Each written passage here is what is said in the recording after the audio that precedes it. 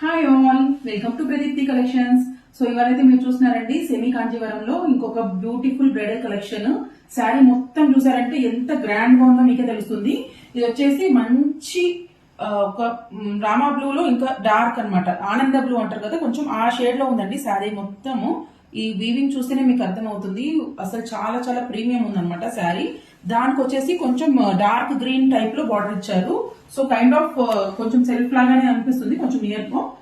దీనికైతే పెద్ద border one side and another side is small border. Coming to the పళ్ళు.